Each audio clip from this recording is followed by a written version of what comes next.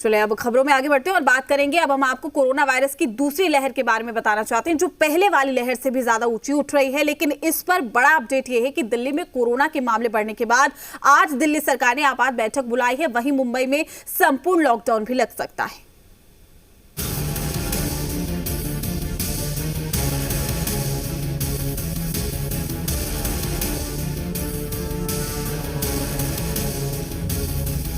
आज तो बोलते रहना है। भारत में पिछले 24 घंटे में कोरोना के 72,000 से ज्यादा नए मामले दर्ज किए गए हैं। एक दिन में इतने ज्यादा मामले लगभग 4 महीने के बाद आए हैं, जबकि पिछले 24 घंटे में भारत में 459 लोगों की मौत कोरोना संक्रमण की वजह से हो गई। भारत में 10 जनवरी को 18,000 से ज्यादा मामले आए थे। फरवरी को कोरोना वायरस का संक्रमण कुछ कम होना शुरू हुआ था, लेकिन मार्च में कोरोना संक्रमण के केस फिर से तेजी से बढ़े। 10 मार्च को 17,000, 20 मार्च को 40,000 और इसके 11 दिन बाद यानी 1 अप्रैल को यह आंकड़ा 72,000 के पार चला गया। भारत में कोरोना संक्रमण की ये जो दूसरी लहर है वो पिछली बार के मुकाबले थोड़ी अलग है। इस बार संक्रमण की रफ्तार पिछले वर्ष के मुकाबले 4 गुना ज्यादा है। हालांकि इस बार का संक्रमण कम खतरनाक है, लेकिन इस बार युवा कोरोना संक्रमण की चपेट में ज्यादा आ रहे हैं। भारत में कोरोना के नए वेरिएंट का मिलना भी एक बड़ी चुनौती बन गया है। राजधानी दिल्ली में कोरोना के तेजी से मामले बढ़ने के बाद हालात बिगड़ने लगे हैं। गुरुवार को दिल्ली में कोरोना के 2,790 नए मामले सामने आए। इसी दौरान कोरोना से 9 लोगों की मौत हो गई। तेजी से बिगड़ते हालात को देखते हुए दिल्ली की केजरीवाल सरकार ने आज शाम 4 बजे इमरजेंसी बैठक बुलाई है। बैठक में दिल्ली के स्वास्थ्य मंत्री सत्येंद्र जैन और स्वास्थ्य विभाग समेत दूसरे संबंधित विभागों के अधिकारी मौजूद होंगे।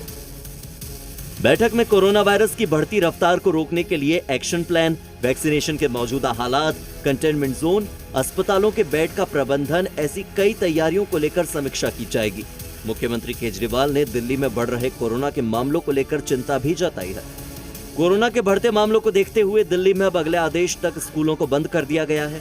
सिर्फ 9वीं से लेकर 12वीं क्लास के बच्चों को pre board, mid term exam, annual exam, board examination, practical examination या फिर किसी प्रोजेक्ट वर्क के लिए ही स्कूल बुलाया जा सकता है।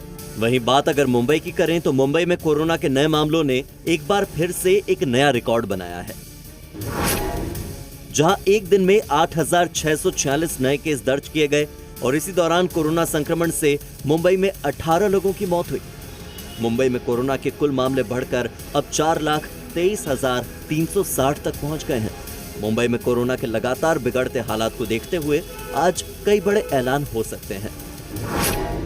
मुंबई के सभी धार्मिक स्थल आज से पूरी तरह से बंद किए जा सकते हैं। मॉल और सिनेमाघर भी पूरी तरह से बंद किए जा सकते हैं। लोकल ट्रेनों में भी एक बार फिर जरूरी सेवाओं से जुड़े कर्मचारियों को छोड़कर बाकी मुसाफिरों की एंट्री बंद की जा सकती है। होटल 50% क्षमता के साथ चल सकते हैं, लेकिन इसके अलावा प्राइवेट दफ्तरों को 2 शिफ्ट में चलाने का आदेश आज जारी हो सकता है। दुकानें और बाजारों को भी एक दिन छोड़कर खोलने का आदेश जारी किया जा सकता है।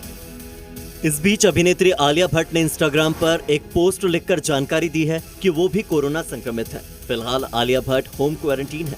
वहीं संगीतकार बप्पी लाहिरी को कोरोना संक्रमित होने पर अस्पताल में भर्ती किया गया है। बीएमसी की मेयर किशोरी पेडनेकर ने कई कड़े प्रतिबंध लगाने के संकेत दिए हैं। इसके अलावा जिस तरह कोरोना के मामले बढ़ रहे हैं, उसे देखते हुए संपूर्ण लॉकडाउन की आशंका से इनकार नहीं किया जा सकता। ब्यूरो रिपोर्ट, जी मीडिया। भारत में कल से 45 साल से अधिक उम्र के लोगों का टीकाकरण भी शुरू हो गया है और साथ ही राजधानी में आदर्श माने जाने वाले न्यू गार्डियनर अस्पताल में 45 साल के ऊपर के लोग टीका लेने के लिए पहुंचे। वैक्सीनेशन को लेकर लोगों में जबरदस्त उत्साह भी देखा जा रहा है।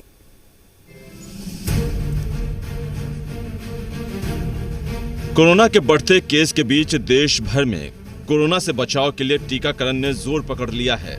पटना के अस्पतालों में वैसे लोग जिनकी उम्र 45 से अधिक है, उन्हें कोरोना की वैक्सीन दी जा रही है। इस उम्र के लोगों में भी वैक्सीनेशन को लेकर जबरदस्त उत्साह दिख रहा है। पहला डोज दिया गया है अभी, उसके बाद फिर बुलाएगा 28 दिन के बाद आइएगा। तो कोविशील्ड या कोवैक्सीन कौन लगाया आपको? मेरा नाम नहीं लिखा है, कोविशील्ड बोल रहा था। कोवैक्सीन में बताइए कि अभी जो आपने लगाया है तो कैसा महसूस कर रहे हैं? आपको कुछ अनईजी फील कर रहे हैं या कंफर्टेबल फील कर रहे हैं? एकदम कंफर्टेबल, कोई एलर्जी फील नहीं है। अपने से लोग आ रहे हैं, अवेयरनेस है लोग को वैक्सीनेशन के लेके। जितना कोरोना के लिए था लोग बनाए हुए थे अपना सेफ्टी के लिए, उतना ही वैक्सीन के लिए भी ये सोचते हैं वैक्सीन पड़ जाएगा तो हम कोरोना से सेफ हो जाएंगे। ऐसा सोच के बहुत कोई आ रहे हैं, अपने से भी आ रहे हैं, अपने रजिस्ट्रेशन करके आ रहे हैं। पटना के न्यू गार्डिनर अस्पताल में भी वैक्सीनेशन अभियान चल रहा है। बीजेपी सांसद विवेक ठाकुर ने अस्पताल का जायजा लिया और उम्मीद जताई कि भारत जल्द कोरोना पर काबू पा लेगा। बेझिझक सब काम को 5 मिनट रोककर आइए, वैक्सीन लीजिए। घर में जितने लोग इस क्राइटेरिया में आते हैं, जो झिझक में भी रुके हुए, उन सब को लेकर आइए।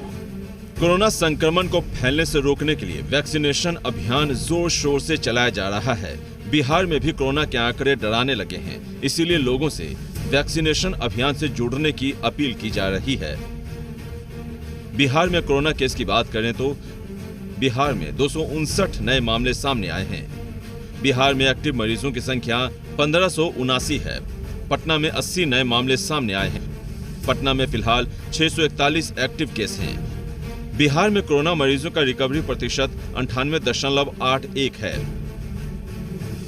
आज से पूरे देश में 45 साल से अधिक के लोगों को टीका देने की शुरुआत हुई है और मैंने पूर्व में ही कहा था कि जिस दिन मेरी बारी आएगी तो मैं तुरंत जाके टीका लूंगा। मेरी उम्र 45 वर्ष से अधिक की है। एक तरफ कोरोना के केस बढ़ रहे हैं, वहीं दूसरी ओर इससे निपटने की तैयारियां भी चल रही हैं। जरूरत है वैक्सीनेशन के साथ लोग कोविड नियमों का भी गंभीरता से पालन करें। प्रीतम कुमार, जी मीडिया, पटना।